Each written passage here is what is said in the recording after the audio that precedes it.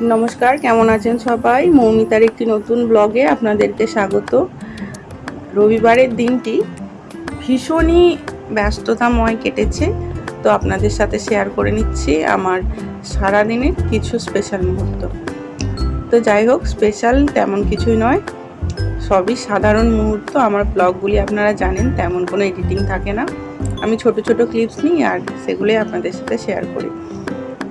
তো প্রথমেই বলে রাখি বন্ধুরা, আমার চ্যানেলটি কিন্তু একদম নতুন, মনিটাইজেশনের আশেপাশেও নেই। যাদের ব্লগ ভালো লাগছে অবশ্যই একটি লাইক, কমেন্ট, সাবস্ক্রাইব করে পাশে থাকবেন, যাতে আমার চ্যানেলটি বড় হয় এবং মনিটাইজেশন পর্যন্ত আমরা যেতে পারি। তো প্রথমে রবিবারের সকাল, ঘুম থেকে উঠে আমরা সবাই ফ্রেশ ট্রেশ হয়ে চাটা খেয়ে নিয়েছি। এরপর হাজব্যান্ড গিয়েছিল বাজারে, তো চিকেন, আদা এগুলো টুকটাক জিনিস নিয়ে বাড়ি চলে এসছে বাজারে। তো ওই রান্না করবে মাংসটা। তো প্রথমেই ওই জিরের গুঁড়ো, কাশ্মীরি লঙ্কার গুঁড়ো, গরম মশলার গুঁড়ো, মিট মশলার গুঁড়ো এইসব দিয়ে মাংসটা ম্যারিনেট করে রাখছে। আর আমার ননদ এখানে বানাবে হাক্কা নুডলস, তো সেটারই আমাদের প্রিপারেশন চলছে। তো নুডলসের রেসিপিটা আমি কমপ্লিট দেখাতে পারিনি, কারণ প্রচণ্ড কাজের চাপ ছিল। ওই সময়ের মধ্যেই আমাদেরকে ধরুন ঘর পরিষ্কার করা, কাচা ধোয়া, মাংসর জন্য যে প্রিপারেশান নিতে হচ্ছে সেইগুলো সবই করতে হচ্ছে। আমি কিন্তু রেসিপিটা আপনাদেরকে বলে দেব, তো আপনারা দেখতে থাকুন, আশা করি আপনাদের ভালো লাগবে। আর আমার ভয়েসটা একটু খারাপ, ঠান্ডা লেগে গেছে। যাই হোক, সেটা আপনারা একটু প্লিজ অ্যাডজাস্ট করে নেবেন, আমি চেষ্টা করব আরও ইমপ্রুভ করার। তো যাই হোক, এখানে চিকেনটাকেও ভালো করে মাখিয়ে ম্যারিনেট করে রেখে দিচ্ছে। এরপর আমরা কেটে কুটে রান্না শুরু করব জলখাবার খাওয়ার পর। তো যাই হোক, সব রকম গুঁড়ো মশলা দিয়ে ও ভালোভাবে এটাকে ম্যারিনেট করে রাখছে ধুয়ে টুয়ে। আমার হাজব্যান্ড কিন্তু রান্না করতে খুবই ভালোবাসে, ও রান্না করতে পারলে খুব খুশি হয়। হ্যাঁ, সব কিছু জানে না, একটু টুকটাক বলে দিতে হয়, এটাই যা।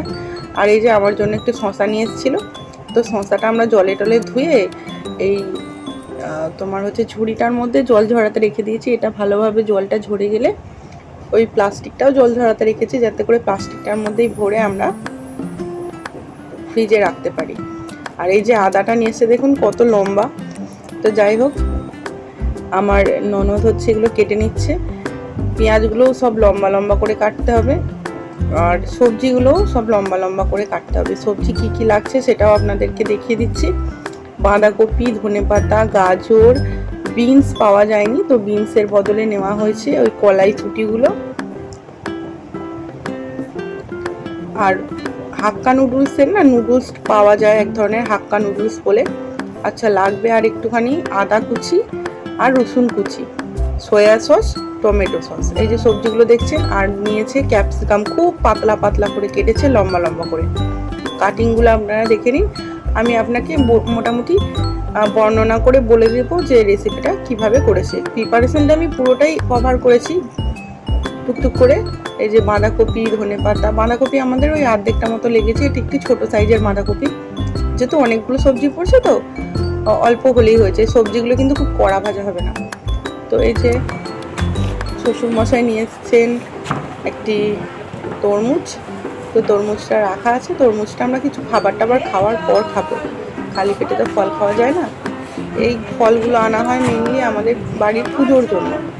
আমাদের একটি নারায়ণ মন্দির আছে, সেখানে মোটামুটি বছরের সব পুজোগুলোই ঘটে দেওয়া যায়, তো ওই পুজোগুলোই সব দেওয়া হয়। ওই জন্য টুকটুক করে সারা বছরই মানে এটা ওটার নিয়ম চলতে থাকে। তো যাই হোক, এই যে দেখে নিয়েছেন আপনারা আদা কীভাবে কুচিয়েছি, রসুন কীভাবে পাতলা পাতলা করে কুচোনো হয়েছে। এরপর বাঁধাকপিগুলো কুচোচ্ছে। আমাদের একটু লেট হয়ে গেছে জলখাবার করতে, মানে এতগুলো কাটাকুটি তো। তারপরে দিদিভাই গিয়েছিল বাজারে কিছু জিনিস আনতে। তারপরে চিলি সসটা পাওয়া গেছিলো, জানেন তো, সয়া সসটা আবার ভুলে গেছিলো না, সম্ভবত মানে সয়া সসটা ছিল, চিলি সসটা ভুলে গেছিলো। চিলি সসটাও আবার হাজব্যান্ড গিয়ে নিয়ে আসলো। এই করতে করতে আমার জলখাবারটা একটু লেট হচ্ছে, তো খুব তাড়াহুড়ো করে কাটছে।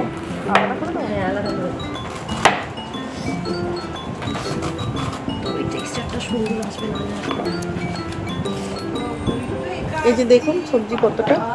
আর চাউমিন নেওয়া হয়েছে, মানে নুডলসটা নেওয়া হয়েছে ওই 50 টাকার যে প্যাকেটগুলো পাওয়া যায় 500 গ্রামের, ওই প্যাকেটের পুরোটাই।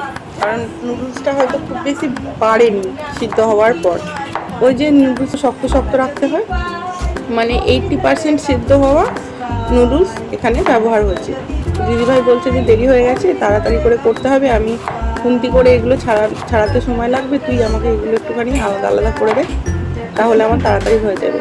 আর এই সবজিগুলো কিন্তু কড়াইতে বেশিক্ষণ ফ্রাই করার প্রয়োজন নেই, এটা হচ্ছে মিডিয়াম ফ্রাই হবে। ওই 60% ফ্রাই হয়ে গেলে আপনি এরপর নুডলসের সাথে মিক্স করে আর সসগুলো দিয়ে, সয়া সস, চিলি সস দিয়ে ভালোভাবে নেড়ে নেবেন।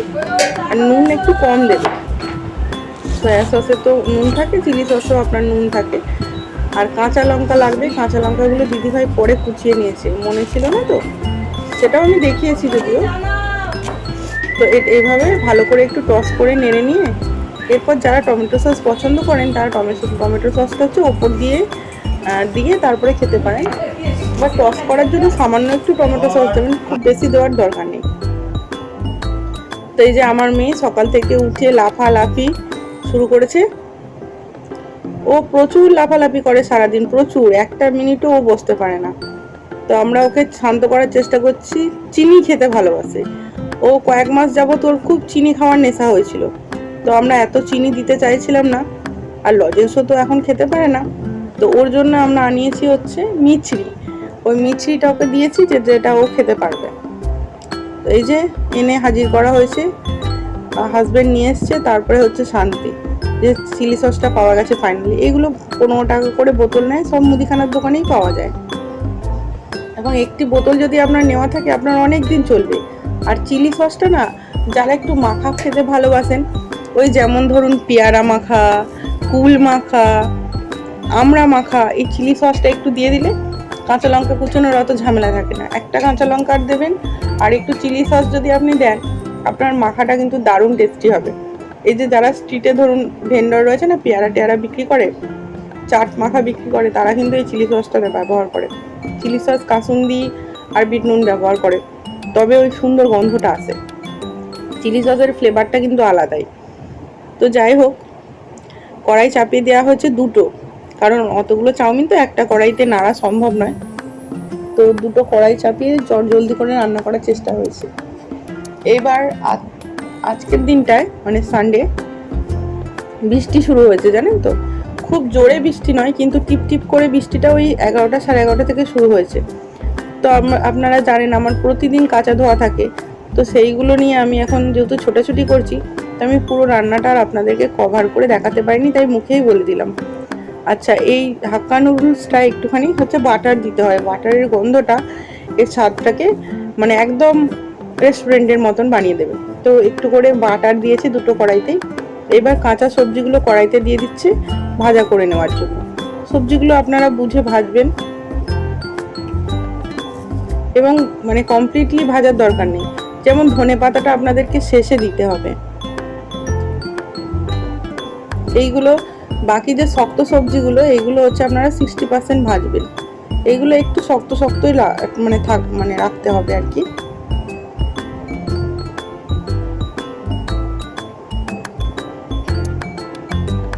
আর এইদিকে প্রথমে হচ্ছে রসুনটা দিয়ে দিয়েছে, রসুনটা আদাটা ভাজা ভাজা হচ্ছিল, এরপর দিয়ে দিয়েছে পেঁয়াজটা, দুদিকে ভাজছে তাড়াতাড়ি হওয়ার জন্য, তারপরে একসাথে মিক্স করে নেবে।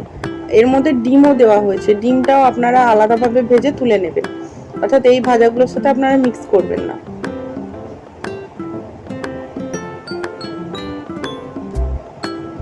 এবার বাঁধাকপিগুলো দেওয়া হবে ওই সবজির দিকে কড়াইটাতে, মানে যেটাতে ভাজা হচ্ছে আপনার গাজর ক্যাপসিকাম। এটা 1-1.5 মিনিট মতন নেড়ে নিয়ে বাঁধাকপিটা দেওয়া হবে। আর ওইদিকে পেঁয়াজের দিকটা ভাজা হচ্ছে, ওটা পেঁয়াজটা যেহেতু তাড়াতাড়ি ভাজা হয়ে যাবে, ওই দিকটাতেই আমরা ডিমটা ভেজে নেবো। আর এই যে কাঁচা লঙ্কা দিতে ভুলে গিয়েছিলাম, কাঁচা লঙ্কাটা সামনে রেখেছি।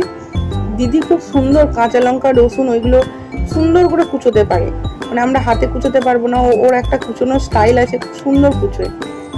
আর এই যে আমার বর শুরু করেছে, যেহেতু প্রায় 11:30 বাজতে চলছে, তো আমরা আর দেরি করতে চাইছি না। এরপরে ধরুন আজকে আমরা আলমারি সবই গুছিয়েছি, পরের ব্লগে আমার ঘরটা দেখাবো আপনাদেরকে। যে গুছোনোর পর কেমন লাগছে। অনেকটা জায়গা ফাঁকা হয়েছে জানেন তো। এই যে দুটো কড়াই এবার ব্যবহার করছে নুডলসগুলোকে নাড়ার জন্য। এইভাবে আপনি যদি একটা হাতা আর একটা খুন্তি বা দুটো চামচ ব্যবহার করেন, নুডলসগুলো নাড়াচাড়া করতে অনেক সুবিধা হয়। একটা খুন্তি দিয়ে কিন্তু অনেক প্রেসার পড়ে। আমার মাকে দেখতাম একটা খুন্তি দিয়েই চাউমিন বানাতো, কিন্তু আমি এখন দুটো ব্যবহার করি, এতে আমার অনেক সুবিধা হয়। তো যাই হোক, রান্নাবান্না হয়ে গেছে, আমাদেরও অনেকটা মাংস পেঁয়াজগুলো কাটা হয়ে গেছে। তো আমরা চটজলদি করে খেয়ে নিচ্ছি, প্রচুর খিদে পেয়েছে। প্রায় বাজে ধরুন 11টা মতো। আমরা ওই 10:30টাতে এরকম খাই। তো আজকে তো প্রচুর কাজ করতে হয়েছে, তো খিদেও পেয়েছে। বড় প্লেটগুলো ধুতে হবে বলে, কাঁচের অসুবিধা হবে বলে, আর স্টিলের গুলো তাড়াতাড়ি হচ্ছে ধুয়ে নেওয়া যায়, তাই জন্য আমরা স্টিলের বাটিগুলোতেই খাবার সার্ভ করে নিয়েছি। তো দিদিভাই আবার স্টিল পছন্দ করে না একদমই, ওর এনি হাউ হচ্ছে ওই লাউ কলার যে সেটগুলো রয়েছে ওগুলোতে খেতে হবে। তো দিদিভাইয়ের প্লেটটা হচ্ছে শুধুমাত্র স্পেশাল, আমাদেরগুলো হচ্ছে ছোট ছোট বাটিতে আমরা নিয়েছি, যাতে চটজলদি ধোয়া হয়ে যায়। কারণ আজকে প্রচুর কাজ আছে, প্রচুর ঘর দুয়ার পরিষ্কার করা, তারপরে যেহেতু বৃষ্টি হচ্ছে আমাদেরকে কাপড় চোপড়গুলো হচ্ছে ঘরের মধ্যেই মেলতে হবে। এরপর মেয়েকে স্নান করানো সবই রয়েছে। আপনারা দেখছেন ডিমটা কতটা রয়েছে। আমাদের খাওয়া প্রায় কমপ্লিট হয়ে এসছে, একদম শেষে আমি আপনাদেরকে দেখিয়ে দিচ্ছি যে টেক্সচারটা কেমন হয়েছে। তো যাই হোক, খেতে বেশ ভালোই হয়েছিল, একটু অন্যরকম খেতে ভালো লাগে। দিদিভাই বাড়িতে থাকলে মোটামুটি অনেক ধরনের রেসিপি ট্রাই করে, ও খুব রান্না করতে বা ডিফারেন্ট টাইপের জিনিস করতে ভালোবাসে। তো বাড়িতে থাকলে আমাদের কিন্তু অনেক রকম খাওয়া হয়। স্পেশালি দিদির বাটার চিকেনটা কিন্তু খুবই ভালো হয় খেতে, ভালো লাগে বেশ। পরোটা টরোটা অনেক ধরনের কিছুই বানায়। এই যে হাজব্যান্ড চলে গেছে এবার রান্না করতে মাংস। তো প্রথমে মাংস রেসিপিটা একটু চটজলদি করে বলে দিই। মাংসটা একদম সিম্পল যে মুরগির ঝোল তেমনই হচ্ছে, খুব রিচ করে হচ্ছে না, কেমন। তো প্রেসার কুকারে হচ্ছে আলুগুলো আমরা সেদ্ধ করতে বসিয়ে দিয়েছি, আর এই দিকে দেখুন পেঁয়াজগুলো কুচিয়ে পেঁয়াজগুলো ভাজা করতে দিয়ে দিয়েছি। আর রসুন, আদা আর কাঁচা লঙ্কা একসাথে গ্রাইন্ডারে পেস্ট করে নিয়েছি, আর টমেটোগুলোকে কুচিয়ে নিয়েছি। আর ম্যারিনেট করা মাংসটা তো আপনারা জানেনই রাখা ছিল, তো সেটা ওরকম হয়ে গেছে। দেখুন সুন্দর করে ম্যারিনেশনটা বসে গেছে। এবার পেঁয়াজটা মোটামুটি 50% ভাজার পর আমরা ওই যে রসুনের পেস্টটা, রসুন কাঁচা লঙ্কা আদাটা একটু কম দিয়েই, রসুনটা একটু বেশি দেওয়া হয় মুরগির মাংসের জন্য। তো এটাকে নাড়াচাড়া করে নেওয়া হবে। এরপর হচ্ছে মানে এটা কষানোর পর মাংসটা দিয়ে কষানো হবে, আলুটা দেওয়া হবে একদম শেষে। তারপর আপনি নুন টেস্ট করে, নুন যদি মনে করেন কালার একটু কম হচ্ছে তাহলে আরেকটুখানি কাশ্মীরি লঙ্কার গুঁড়ো, আরেকটু গরম মশলা এগুলো অ্যাড করে নেবেন প্রয়োজন মতো। তো আমাকে আর 1 কাপ চা দিয়েছে। প্রচণ্ড সর্দি হয়েছে জানেন তো, ঠান্ডা লেগে, তো বারবার খালি চা খেতে মন চাইছে। এটা আমার 3 নম্বর কাপ। আমি এত চা খাই না, আজকে প্রচুর চা খাওয়া হয়েছে জানেন। তো যাই হোক, মাংসটা ঢেলে দিয়েছে, ও মাংসটা কষাতে থাকুক। আর তো তেমন কোনো কাজ নেই, একবার এসে দেখে যাব যে কতটা আপনার গরম মশলা বা এগুলো লাগবে। আমার বর রান্না করতে খুব ভালোবাসে, ও যেটা যেটা রান্না করতে পারে, মোটামুটি ভাত, আলু ভাজা বা মাংস, ঠিক আছে, ও নিজে করার চেষ্টা করে। ও ভীষণ ভালোবাসে রান্না বান্না করতে, ঠিক আছে, এটা ওর একটা প্যাশন। এছাড়াও কাচা ধোয়া, আপনার ঘর গুছানো, বিছানার চাদর পাতা, এগুলো মোটামুটি করে, যতটা পারে করে না, কোনো কাজেই বলে না। জল তোলা সবই করতে পারে, ওর বাবাও পারে। আমার শ্বশুরমশাই মোটামুটি সংসারের সব কাজ, এমনকি মাছ কাটা, মাছ ধোয়াও পারে। শাশুড়ি মা নাকি অতটা মাছ ধুতে পারেন না কোনো কালেই, মানে ইয়াং বয়স থেকেই মাছ ধুতে পারতেন না। তখন তো পুকুর টুকুর ছিল নাকি, তো অনেক মাছ আসতো বালতি করে, প্রায় রেগুলার মাছ টাছও আমার শ্বশুরমশাই ধুতেন। তো যাই হোক, রান্না করতে করতে ঘেমে গেছে। বাইরে বৃষ্টি হলে কি হবে, ঘরের ভেতরগুলো খুব গরম। তো আমার অলরেডি ধরুন কাচা ধোয়া, ঘরে জামা কাপড় ভাঁজ করা, এগুলো মোটামুটি হয়ে গেছে। এবার আমি এসেছি, আমাকে বলেছে একটু টেস্ট করে দেখো নুন টুনগুলো ঠিক আছে কিনা। পরে অবশ্য নুন, গরম মশলার গুঁড়ো, মিট মশলা সবই অ্যাড করতে হয়েছে। তো যাই হোক, এইভাবেই চলছে। রান্না বান্না করতে করতে আমাদের মোটামুটি অনেকটা হয়েছে। রান্না হয়ে যাওয়ার পর আমরা ঘর দুয়ারগুলো সব পরিষ্কার করব, সেইটাই আর কি গল্প হচ্ছে যে কোনটা কী করতে হবে না করতে হবে। আলমারির মাথায় মোটামুটি ধরুন ওই শীতের জিনিসপত্রগুলো সব তুলে দেওয়া হবে এবার, যাতে করে একটু জায়গা পাওয়া যায়। তো সেইগুলো করা পসিবল হচ্ছিল না। তো এগুলো আমরা গল্প করতে করতে আর কি রান্নাটা কমপ্লিট করছি। যেহেতু আমি মোটামুটি ঘন্টাখানেক সব কাজকর্ম করে এসেছি, তো এবার একটু বসবো। মেয়েটা ঘুমোচ্ছে বলে আমরা অনেকটা কাজ গুটিয়ে নিতে পারছি। তো একটু 5-10 মিনিট বসবো, এরপর আবার বাকি কাজগুলোর প্রিপারেশন নেব। ক্লান্ত হয়ে গেছে বেচারি, আমাকে বলছে ক্যামেরাটা সরাও। তো যাই হোক, ক্যামেরাটা সরিয়েছি। এরপর হচ্ছে ভাত বসানো আছে ইন্ডাকশানে, তো যাব বাইকগুলো তুলতে, কারণ বৃষ্টি পড়ছে। এই যে বিড়ালটা বসে আছে, এই বিড়ালটা কিন্তু আমাদের বাড়িতেই থাকে। তো যাই হোক, ও বেশ আরাম করে বসে আছে হাওয়াতে। বাইরে উঠোনের দিকে হাওয়া রয়েছে। এই যে এটা আমার সাইকেল। এই সাইকেলটা অনেক শখ করে কিনেছিলাম 2022 সালে, চালিয়েছি কিছুদিন, তারপর তো প্রেগনেন্সি শুরু হয়েছে। সাইকেলটা একদম নতুনের মতোই আছে। সাইকেলটা তুললাম, মাংসটা ফুটতে শুরু করেছে, এবার মেয়ে উঠে গেছে। আর এখন ভয়েস দেখছি, তখনও মেয়ে আমার সামনে রয়েছে। তো আপনারা একটু অ্যাডজাস্ট করে দেখুন। তো শাশুড়ি মা বানাবে একটু বেগুন দিয়ে শাক ভাজা। এই যে ঘরটা দেখতে এসছি কি অবস্থায় আছে। তো এইটা হচ্ছে আগের দিন যে বলেছিলাম। তো এই যে আলো জ্বালা আছে কেন বলুন তো, কারণ মানে অন্ধকার টাইপের হয়ে আছে বৃষ্টির জন্য।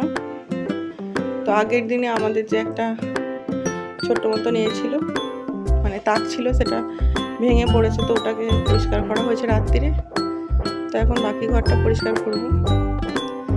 জিনিসপত্রগুলো গুছিয়ে রাখা আছে।